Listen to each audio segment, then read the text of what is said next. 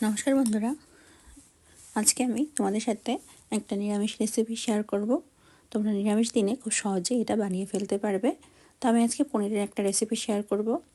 আমি আজকে বানিয়েছিলাম শাহী পনির রেজালা। তো কিভাবে আমি করেছি সেটাই তোমাদের সাথে শেয়ার করব। তো চলো দেখে নেওয়া যাক। তো প্রথমে আমি পনিরগুলো ছোটো ছোটো করে কেটে নিয়েছিলাম, আলুও ছোটো ছোটো করে কেটে নিয়েছিলাম। এখন একটা পেস্ট বানিয়ে নেব। এখানে আমি 4 মগজ, কাজু বাদাম, পোস্ত, আদা এবং কাঁচা লঙ্কা নিয়েছি। সবগুলোকে একসাথে বেটে নিয়েছি। এবার কড়াইতে তেল দিয়ে তেলটা গরম হয়ে এলে পরে এর ভিতরে সামান্য একটু লবণ দিয়ে দিয়েছিলাম। এখন আমি পনিরগুলো দিয়ে দিয়েছি। পনিরগুলোকে আমি ভেজে নেব। যখন এরকম লাল লাল হয়ে আসবে পনিরগুলো, তখন আমি পনিরগুলোকে তুলে নেব। এবার পনির ভাজার ওই তেলেই আমি আলু দিয়ে দেব। আলুগুলো আমি বেশ ভালোভাবে একটু ভেজে তারপর তুলে নেব।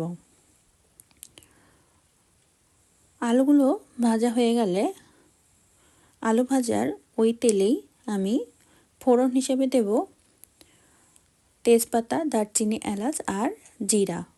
সামান্য একটু নাড়িয়ে চাড়িয়ে নিলাম। এবার দিয়ে দিলাম যে পেস্টটা বেটে রেখেছিলাম সেটা। এবার এটাকে কষাতে থাকবো, এজন্য নাড়তে থাকবো। নাড়তে নাড়তে যখন এরকমটা হয়ে আসবে তখন এর ভিতরে আমি সামান্য একটু মরিচের গুঁড়ো দিয়ে দেবো আর স্বাদ অনুযায়ী লবণ দেবো। দিয়ে আবার খুব ভালোভাবে মশলাটাকে কষাতে থাকবো। মশলা কষাতে কষাতে যখন এরকমটা হয়ে যাবে, মানে তেলটা ছেড়ে দেবে, তখন আমি এর ভিতরে দিয়ে দেব আগে থেকে যে পনির আর আলু ভেজে রেখেছিলাম সেগুলো এই মশলার সাথে কষাবো, এজন্য দিয়ে দিলাম। দিয়ে এবার খুব ভালোভাবে মশলার সাথে পনির আর আলুও কষাতে থাকবো। বেশ ভালোভাবে কষানো হয়ে গেলে পরে এর ভিতরে আমি আগে থেকে জাল করে রাখা নর্মাল টেম্পারেচার যে দুধটা সেটা দিয়ে দিলাম। এই রান্নাটা আমি পুরোটাই দুধ দিয়ে করব, কোনো জল আমি এর ভিতরে দেব না। দুধটা দিয়ে একটু নাড়িয়ে চেড়ে নিলাম যাতে সব মশলাগুলো দুধের সাথে খুব ভালোভাবে মিশে যায়। দিয়ে দিলাম সামান্য একটু চিনি, যেহেতু নিরামিষ রান্না, দিয়ে একটু নাড়িয়ে নিলাম। দিয়ে দিলাম 2 কাঁচা লঙ্কা। এবার আমি গ্রেভিটাকে ফুটতে দেব কিছু সময়ের জন্য। আমি নাড়িয়ে চাড়িয়ে নিচ্ছি, আবারও আমি ফুটতে দেব।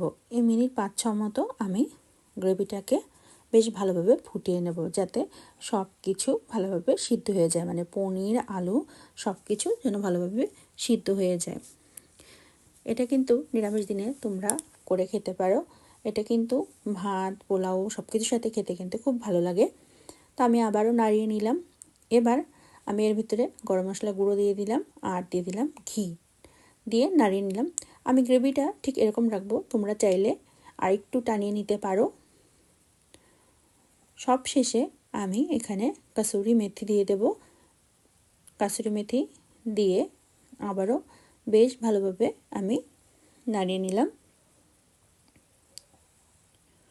কাসুরি মেথিটা দিলে একটা ফ্লেভার আসে, তোমরা চাইলে নাও দিতে পারো, যদি না থাকে তবে দিলে পরে বেশ ভালো হয়। এবার আমি আর 2 মিনিট মতো রেখে দেব খুব মিডিয়াম আঁচে। এরপরে নামিয়ে পরিবেশন করে নেব।